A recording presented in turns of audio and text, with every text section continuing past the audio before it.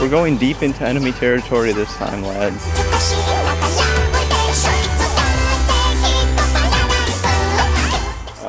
I had previously tried to film in the previous forest I was in last week, whenever it was, a couple days ago. So I got really into this, I was like 2 minutes into this Subahibi ramble about the unreality of the world and the implications of endsky-2 and what the hell Otanashi-ayana actually was, when I just see this middle-aged woman walk by behind me out of my peripheral vision. I decided to continue talking and try to play it off as like I was on the phone or something, but that clearly wasn't fooling anyone. Since I'm holding my phone in like landscape or whatever, it's like, oh, we got a vlogger here, right? She probably thought nothing of it, but that threw me out of my rhythm, and I was like, well, I guess I can't do that today. So instead, I'll go to the other forest area. I haven't even checked if it's overgrown. It might be overgrown. Even if it's overgrown, I mean, I really have no choice in the matter because I wanted to film something. Actually, looks pretty good. It's a cloudy day, actually. So, I'm just gonna go down here. Oh, geez. I'm probably so out of shape because I haven't done any of this, like walking shit. I'm like a mile away from home, which is the farthest I've walked away from home in a long time. We can see the cloudy skies and the forest around us. So yeah. Stuff, right? Stuff. Talking about stuff. I have this whole list right here. I kept the bullet point because like there's a lot of things that I will want to say that I just feel I will inadequately be able to talk about simply because of my own autism. Like I will want to say something and then I'll say it, but in a way I am not satisfied with, and listening back on it, I'll feel like, wow, I could have had so many better points to bring up if only I had scripted it out. This is how I felt when I temporarily had my video, what was it, Find Your Beach, privated, because I made the video and then I listened back to it after the good student left a video response to it. And like I just felt like a lot of those things I could have said much better in scripted out form, because it would have made a decent script, I think. But instead I decided to make a vlog about it, and a pretty mediocre one at that. But maybe I'm just being too hard on myself. Because you know, you're always your biggest critic, and I mean, I fully agree with that. But let's I'm gonna try to jump back onto this Subahibi ramble, right? We got a weird little hill thing here. It's also kind of hot. Not in the forest anymore because I'm outside, but I decided to wear these sweatpants again because forest walking and stuff. But out on like the main streets and stuff. It was starting to get pretty warm, and I was like, well, I think I made a bad idea, and I'm sweating already before I even get here. It could also be because I am not conditioned at all to be walking outside. But anyways, Subahibi, right? That's not the main topic, but I'm going to open by talking about Subahibi. And I have the bullet point list here because I think it will help me stay on topic and touch on things I actually want to talk about. Otherwise, I'll forget about them mid-rant and get on some other topic. So this was a blog I wanted to write a while back, which is, how real is anime supposed to be? A while back I was watching Earth Maiden and Arjuna. I ended up dropping it because I don't care about nature. I say as I walk through a forest, right? I don't really care too much about nature, and the whole environmentalism thing didn't really resonate all that much with me, so I felt like, well, I mean, it's saying some decent things, but I watched a couple episodes and everything after that. I didn't really feel like I was getting too much out of it. It was kind of boring too. I ended up skipping it, though. The Yuki Kajiura music was the best part. Obviously, one of my favorite composers. You know, interesting take, I know, unpopular opinion and everything. But there were sequences in the anime that it just felt like it was very low budget. because a lot of the animation sequences seem really rough around the edges. There was characters off model consistently. I think that's kind of the style they were going for, but there was a lot of sequences where they would shoehorn in a lot of real life footage in much the same way something like End of Evangelion did, where they had the live action sequences. But that show did it to interesting effect, and it had artistic merit to it, because it had some it intended to break that wall there between the audience and the piece of art as it was, because Evangelion is a show asking you to encouraging you to ask these difficult questions, and by breaking that wall and by introducing the whole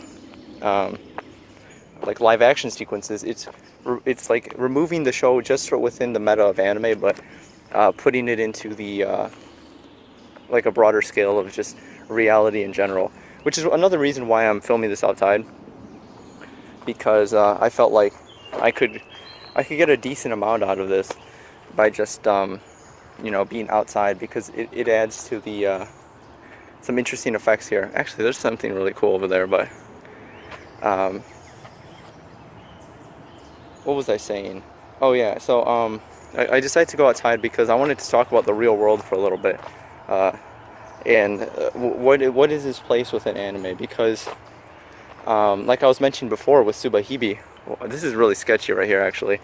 I'm not going to go on it. So Subahibi is constantly calling attention to its unreality, and that's kind of the point of the story, because it's it's a visual novel with a medium awareness, and it does this pretty often, but I started to really fall into place for me when I was finishing up the story last night. I finished up reading Subahibi, got all the endings after Jabberwocky 2, and then I went back and skimmed through down the rabbit hole 1 to fully get the picture and everything, because I heard that it had some merit. But it really settled, it really fell into place with me, like jigsaw puzzles, finishing up Endsky 2, because Endsky 2 is where Otanashi Ayana appears on the school roof, because Minakami Yuki wakes up after Jabberwocky 2, and she has a conversation with Otanashi Ayana about what it all meant. And it's a really meta conversation, which is, generally speaking, what Otanashi Ayana always talks about. There was this one video about introduction to Denpa visual novels or something. It's an excellent video. I might link it down in the description, but it's about the guy who makes the video makes an interesting point, how, I'm pretty sure it was in this video, how Ayana is always speaking past the character and is talking to you. And this brings up the this blog post by a user who has a title, or a blog called Sora to Sekai, explaining the narrative structure of Subahibi, or something along those lines. And he has these interesting graphs and stuff which talk about the inner world versus the outer world, and then the outermost world. Obviously, full spoilers for Subahibi. I'm talking about the ending, so if you've made it this far, then you clearly don't care about Subahibi's ending, or you've already read it or whatever. But whatever. So he basically talks about how the story has multiple layers to it, and the innermost layer is the layer with Tomo-sane and the whole dissociative identity disorder, multiple personas and stuff like that, with him in Takuji. And within that innermost world, the only two endings you can get are Hill of Sunflowers and Wonderful Every Day. So Tomo-san will always get a good end, regardless of the choices you make. Because as far as I know, I 100%ed the game. At least I think I did. But as far as I know, there are no bad ends in Subahibi. So those are the only two endings you can get. So it sort of funnels you to getting those two good endings there, which are good endings, but a lot of people felt that they were inadequate, or especially after I think it was Endsky too, where they expected to have a pretty concrete ending to everything, right? So let's see here. What was I mentioning? The innermost world. The outer world is Minakami Yuki, and then the outermost world is Otonashi Ayana. She is the like the observer, I guess, and it brings up a lot of stuff about metaphysics, and one text called Tractus something, which is brought up a lot. But most of what you need to know about that text is discussed in the novel itself. And it's explained adequately, so you don't really need to have like required reading or whatever. Some people say you do. I don't think you do. I'm going to continue walking this way. So it brings up this this dynamic and dichotomy between something called a sense and something called the subject. The subject being okay. Look, this is how the blog post Sorato Sekai explained it. I'm probably explaining everything really badly. I just wanted to ramble about this stuff a little bit. But imagine this. I'm pretty sure this is metaphysics, but I might be wrong because I don't know anything about this stuff. I'm just rambling in the forest, right? So imagine you create an imaginary world in your head. So you have to create a stand-in for yourself within the imaginary world. And that will be your subject. And you are the sense, because you're removed from that setting. And this is kind of what they were getting at in Subahibi. I believe it was brought up in It's My Own Invention regarding the two-dimensional versus three-dimensional beings, as well as the fourth-dimensional beings. Like, what would a three-dimensional being perceive a four-dimensional being as within their own dimension, right? Like, would they just like if like a three-dimensional object was passing through a two-dimensional space, they would only be able to perceive it as two-dimensional thing, because that's all they can perceive it as.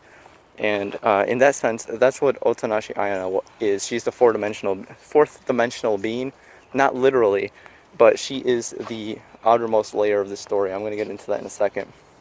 So working under the assumption that, like, making an imaginary world, there's someone who is a sense, who is the person on the outside who is creating the simulation, and then the subject is within it, within the innermost world, or the relationship goes something along the lines of this. Working from the outermost layer to the innermost layer, I think, would make a bit more sense.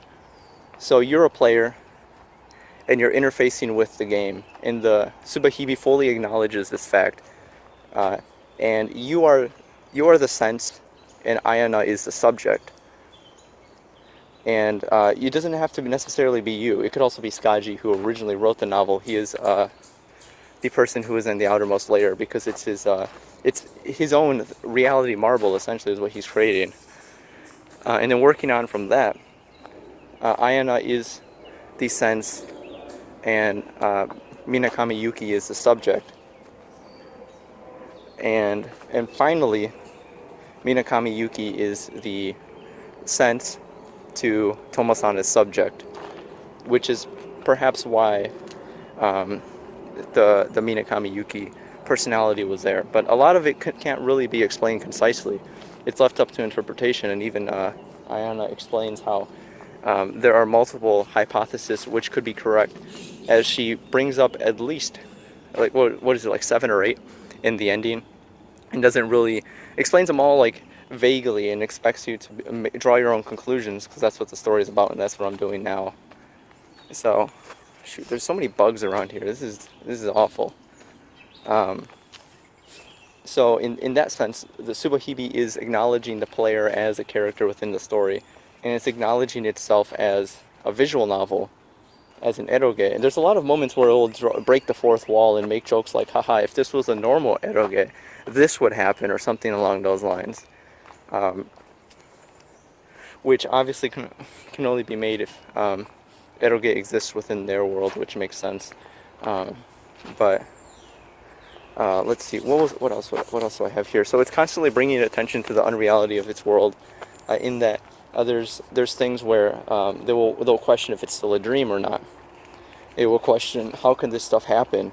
and there will be like weird disconnects between storylines, where some oh shoot, the bug just went in my eye. Jesus Christ, this is why outside is terrible. Oh my gosh, I'm gonna have to edit this part out. Gather my thoughts a little bit after the bug went in my eye. Looking glass insects, am I right, guys? So shoot, that was bad. Hopefully there's no residue stuck in my eye, otherwise I will go blind. Anyways, dreams, right? Dreams. There's moments where Otanashi Ayana will bring up the subject of lucid dreaming.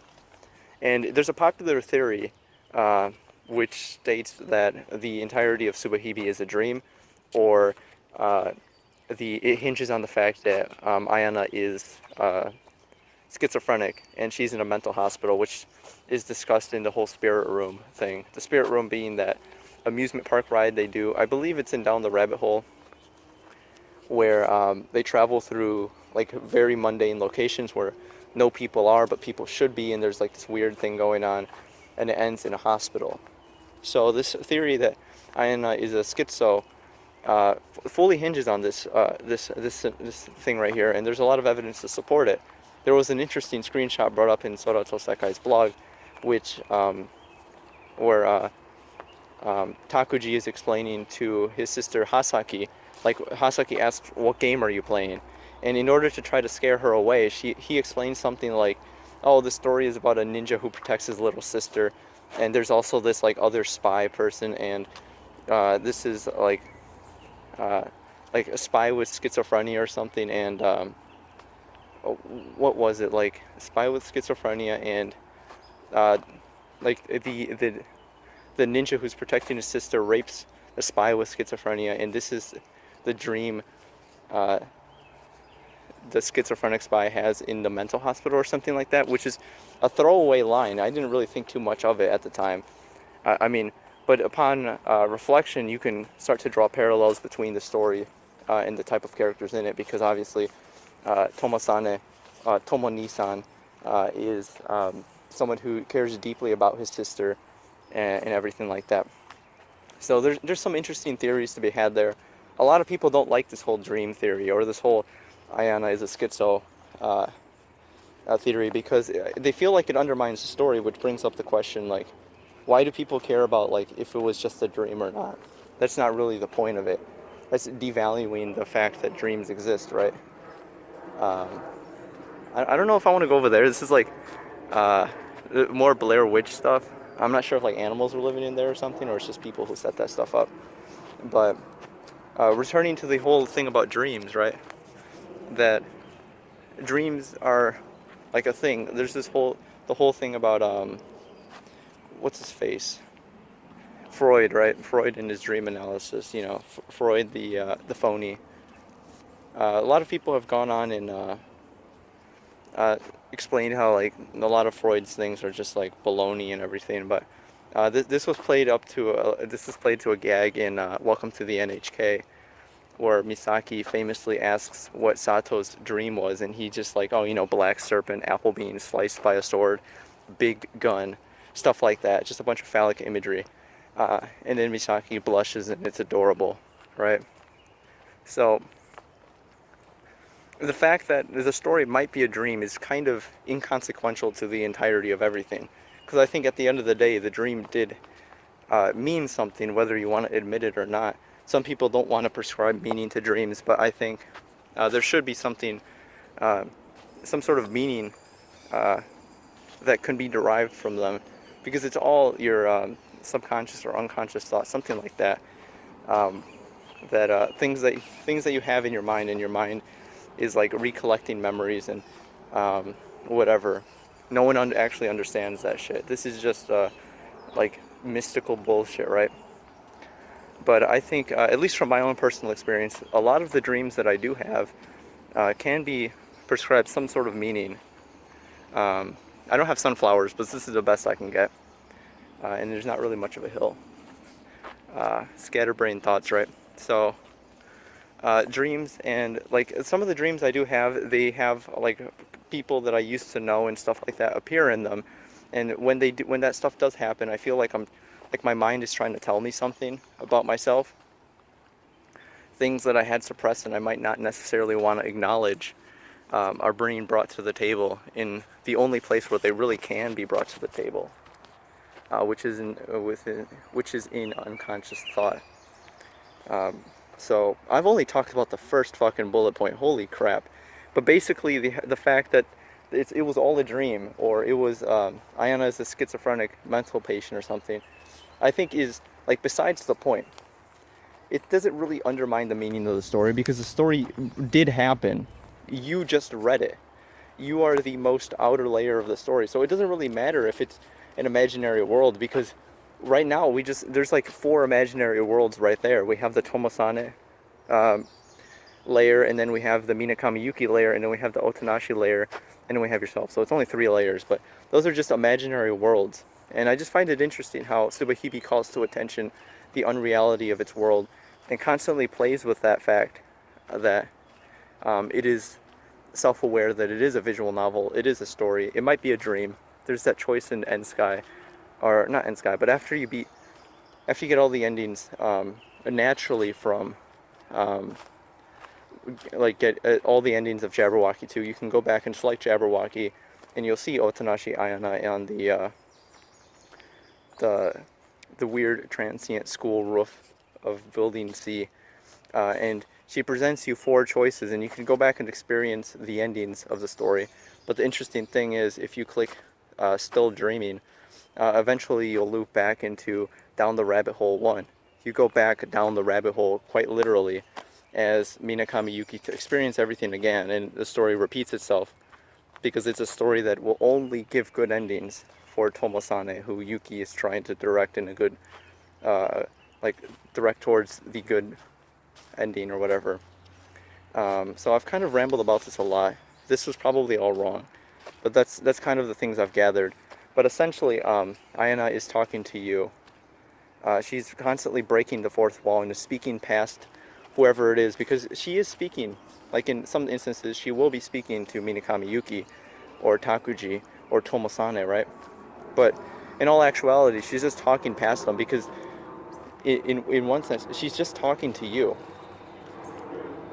She's just talking to you as a player, and it's acknowledging that fact, and that she is talking to you, because she is talking to Minakami or Tomosane, but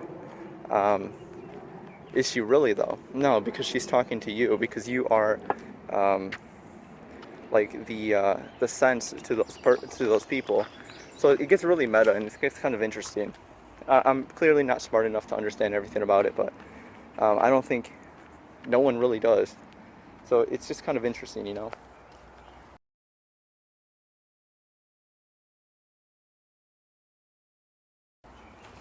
Let's see. Abstractions of moe and character designs. Returning back to the main topic of how real is anime supposed to be. Actually, like anime is drawn as with abstract character designs and everything, but at the end of the day, all the characters look the same. They all look like humans. That's the point. And a lot of people who enjoy anime are able to enjoy it because of that fact that they can see these characters as abstractions of what people are supposed to be. And people who don't see that they have they're able to distinguish the two and everything. There was someone walking over there. I'm not sure if they're coming down this way. I sure hope not. I'm just gonna stay in this little area right here. But yeah, so character designs. Anime characters are supposed to look like people because that's what they actually represent. And people like me who watch a lot of anime, we don't really see these characters as anime characters. We see them as people. It's just the way that they are depicted, in the way that the character designer chose to design them is what's significant about it. Because at the end of the day, they all have human features: eyes, nose, mouth, hair, 2 legs, 2 arms, everything, the whole shebang. And then not even that, but you can get into stuff like furries. and furries are able to, anthropomorphize,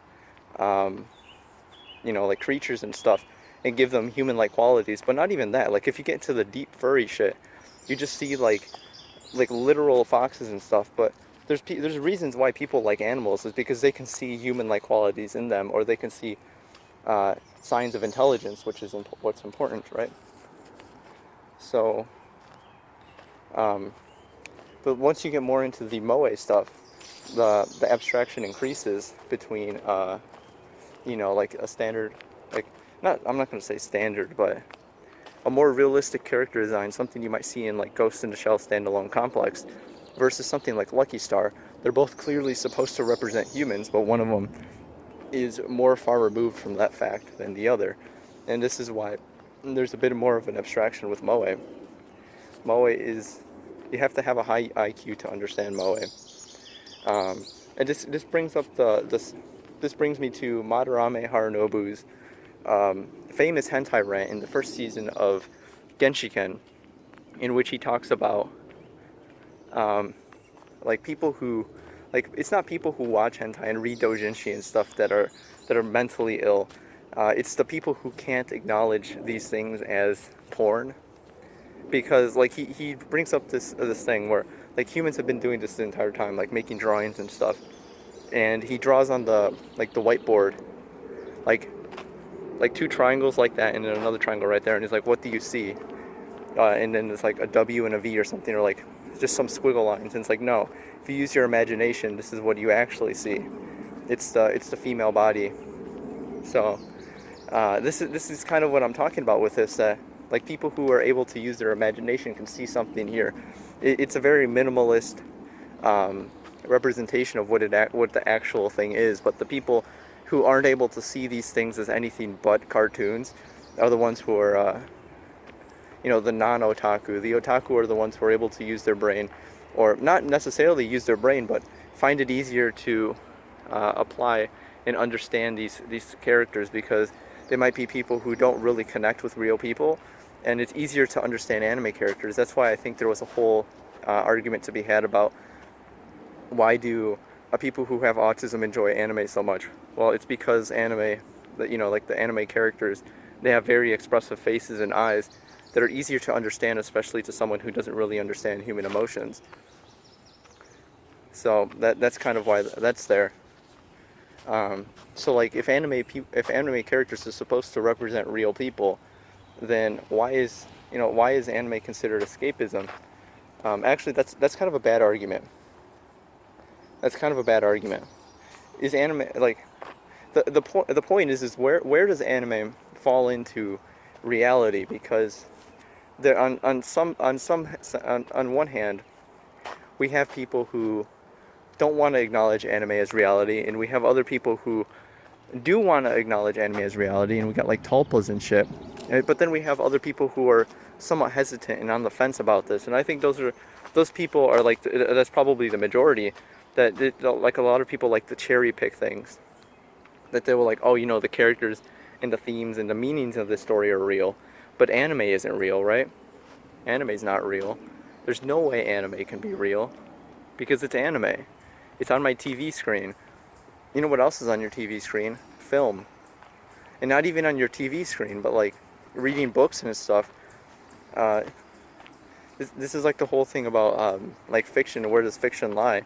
And that's why I don't really believe in escapism. Instead I believe in, like, everything is supposed to exist in some form. Like, you're never really able to have escapism, because at least for someone who is constantly thinking about things, like I do romanticize escapism, but in terms of like if it actually is real and if I can actually experience it, no, because I'm too sober to reality, I guess. That it's hard to fully detach from reality in that sense. So like anime falls in this weird middle ground where like even some authors will write characters in certain ways, like what's her name, like Yamada-san, who is the director of a lot of Kyoto Animation stuff, like K-On! she writes the characters like how she would imagine her friends and stuff, and that's why it resonates with a lot of people, because the characters are abstractions of real people and real conversations she might have had at some point in her life, and other people might have had it as well. Like the kind of things that the K-On! Characters talk about are things that I guess are things that people have talked about before. So that's why it makes a lot of sense. But then, like the actual world, you take a step back, and the entire show of K-On! Is not real, but the characters and the themes and the emotions that they feel are real, and the people writing the script clearly felt these emotions before, or they have to have some sort of understanding of these emotions to even put them in the script. So they might be writing a semi-autobiographical piece about this, but through the perspective of anime girls. And the themes of the story are real, and there's a lot of meaning that can be derived from anime and just any other piece of fiction ever. In terms like that. I mean, I'm not exactly sure where I'm getting at this here, but we see like weird mixes of stuff here. I'm gonna sneeze again.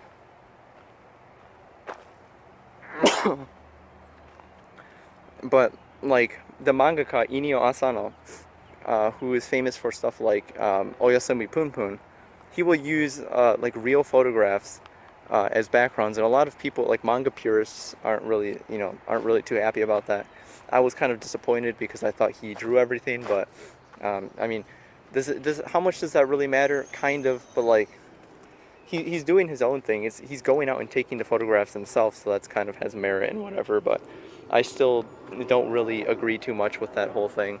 But we have that brings us back to the Eva thing and the Earth Maiden Arjuna thing. There's an airplane above, but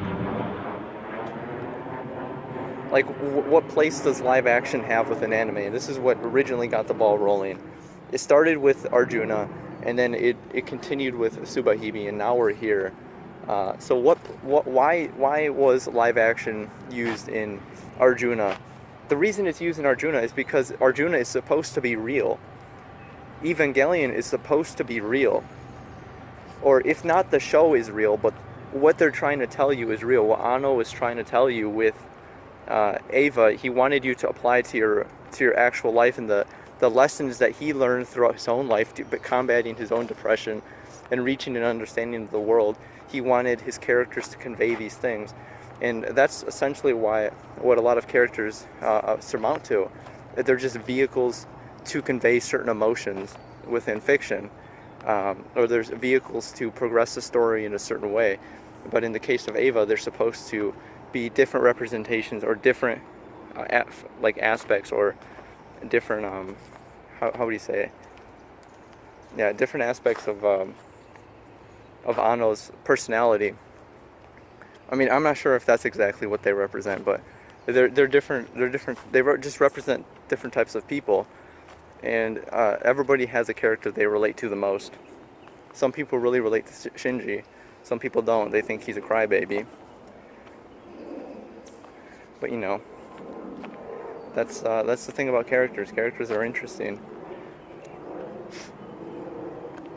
So we have manga, we have anime. What about light novels? Light novels are weird because let's for a moment, let's take a step back and pretend that light novels don't have illustrations.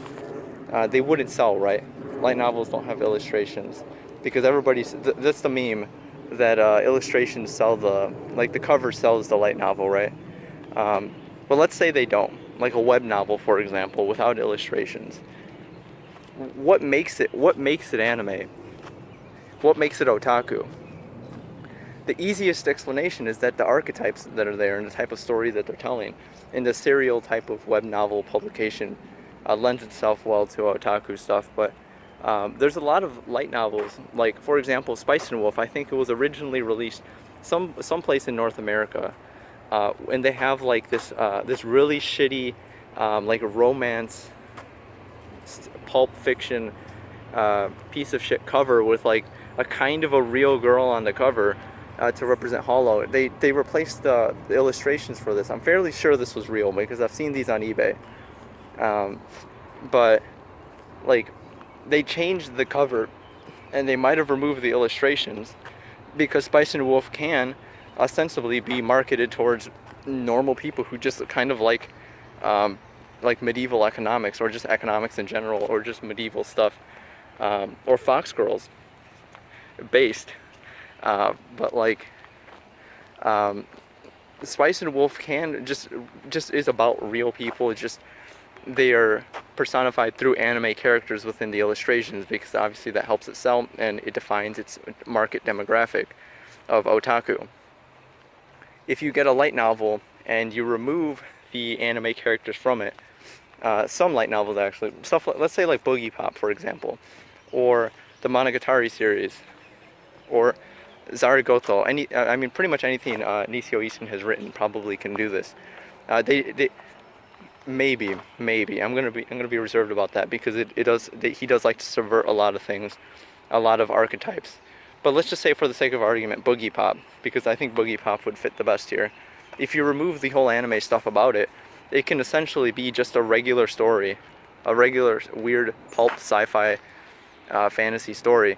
And it kind of was, because it had a live action film produced in 2000 with, like, actual actors. It was kind of like a B movie, but it didn't really need anime characters. And this is why a lot of anime can be adapted into, or manga can be adapted into live action, because a lot of these stories don't necessarily hinge on the fact that it is anime. Stuff like Chihiro Furu, for example, has a live action film. And some of these films are probably more popular than their anime counterparts. I'm thinking stuff like Nana, which probably, I know it has a drama, maybe, or is a movie, but I'm sure like more people would enjoy something like Nana, like just like regular people who watch dramas, like a woman in their 20s is probably not watching anime, because anime has a certain stigma to it.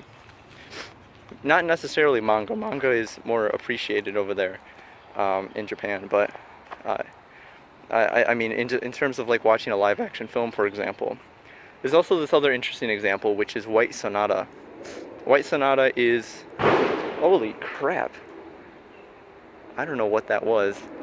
That scared the shit out of me. But a White Sonata is, it was like this Korean drama later adapted into an anime. But there was this whole to-do about it, because the story of White Sonata seemed like it was ripping off Kimi Nozu, or Kimi ga Nozumu Eien, which is an eroge released by Aje, which or Aji, Age, however you pronounce that. But they're the people, they're the Muv-Love people. This is what they released before. It's all part of their shared universe stuff. But it's kind of like this melodrama, this soap opera kind of eroge, which I enjoy a lot. It's one of my favorites. But there was this whole to-do about it, because people were saying that White Sonata is literally just Kimi Nozu for normies, for Ryaju, because it got really popular, but it was essentially the same story. The only difference is that White Sonata, or I keep saying White Sonata, it's Winter Sonata. That's the correct name, Winter Sonata. But it brings the question of, like, are the tastes between otaku and Ryaju, like, how similar can they be? And that's when you start to get more otaku shit, like otaku core stuff, I call it. Stuff like Lucky Star, stuff like Yu Yu Shiki, Pani Pony Dash. Like, the more absurd stuff, the more absurd you get and the more self-referential you get, you start to gatekeep the otaku stuff from the Ryaju. And that's the stuff that otaku generally tend to like the most, the more self-referential stuff, which is kind of an interesting thing about Subahibi, because it also does that a lot. I mean, there's so many references within it, not just to literature and philosophy, but to other anime and stuff, that you see like weird anime references that you didn't expect to see there. But yeah, so what I wanted to talk about with light novels is that light novels, what the whole basis of light novels, and what separates them from like normal novels, is the archetypes.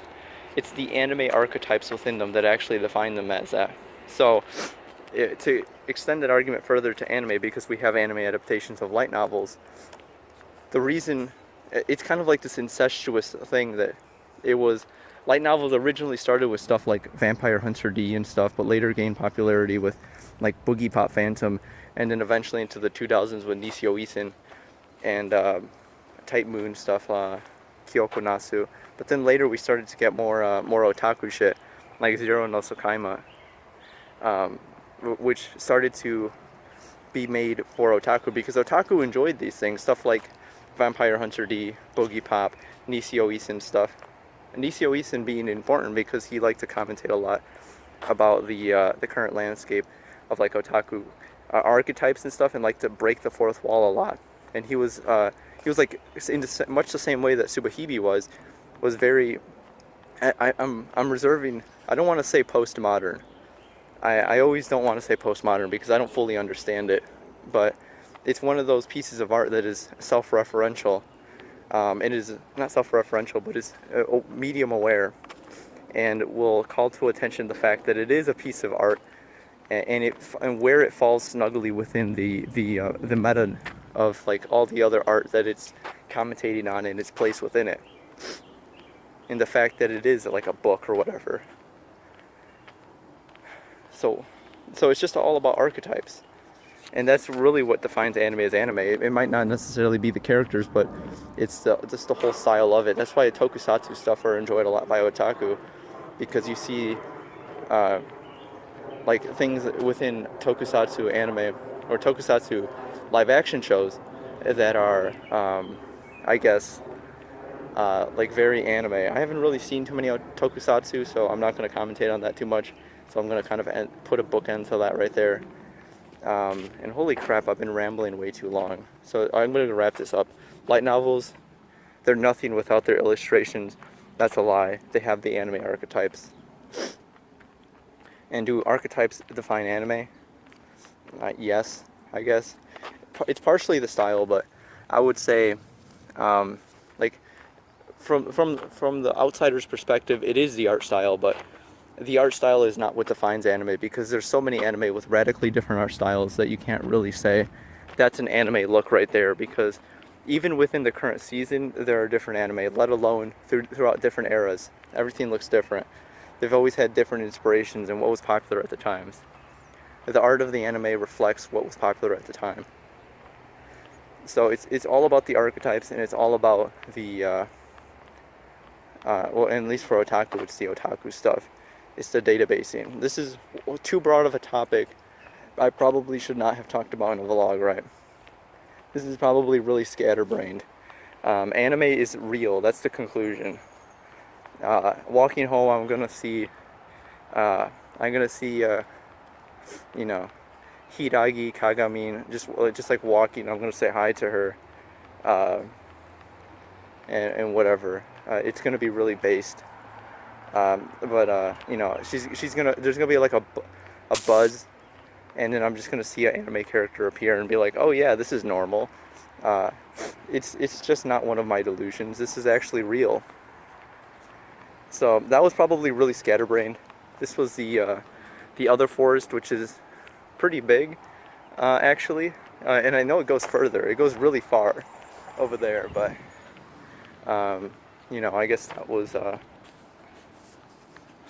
a discussion on the you know, how real anime is supposed to be. This is why I didn't want to make it into a blog, because if I make it into a blog, I would have to actually know what I'm talking about, and if it's a vlog, then I don't need to know what I could talk about, because people are just going to skip around anyways. So now we go back to the outside world, right? I'm going to go back home, see what I do. Oh, maybe this was comfier because it's cloudy and everything. It might be raining actually when I get back.